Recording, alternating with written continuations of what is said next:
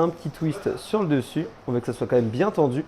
Et je vais vous montrer une méthode encore plus efficace pour le tendre définitivement. C'est parti.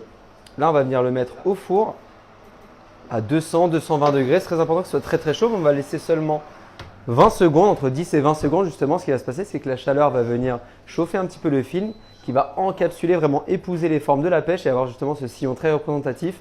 Le film ne va pas brûler, la pêche ne va pas cuire évidemment, ça reste 10 à 20 secondes justement, le temps de vous parler. Donc là, c'est parti dans 3, 2, 1, on enlève tout ça. Voilà, donc on l'aperçoit bien justement. Ça a bien chauffé, c'est parfait. J'ai ici des fourchettes, on l'enfonce un par un dans la pêche. Très important pour la suite. Et la dernière justement, je la pose dans mon bol dans un premier temps. J'ai ici 2 pipettes avec du chocolat blanc et du chocolat blanc coloré en rouge cette fois-ci. Donc là, regardez bien ce que je vais faire. On va venir créer justement un marbrage. Le chocolat est bien fondu. On va venir directement avec la pêche. Et là, on vient tourner justement pour mélanger un peu tout ça, en mettre vraiment sur la demi-pêche.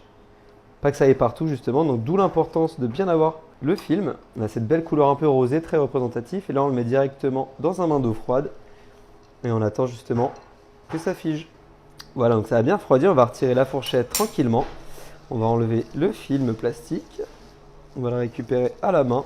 On enlève la pêche magnifique, on la met avec les deux autres. Et on met ça directement au frigo. Allez, on vient mettre nos petites pêches au frigo, petite trentaine de minutes. Et pas ça, je récupère les couteaux. J'ai ici mes 2 couteaux que j'ai mis dans une seule main. On va en mettre un troisième. Côté très stylé évidemment. Ça me permet justement de planter 3 couteaux directement dans le chocolat blanc coloré en vert. En fait, ce qui va se passer, c'est que on vient tapoter sur une feuille de papier cuisson. Et ça donne en fait comme des petites feuilles, des longues feuilles, des petites. Ça va agrémenter le dessert à la fin. Restez bien avec moi évidemment. Voilà. Magnifique. Allez, on dépose tout ça tranquillement. Évidemment, la feuille était scotchée avec des bouts de scotch. Très important de l'enlever.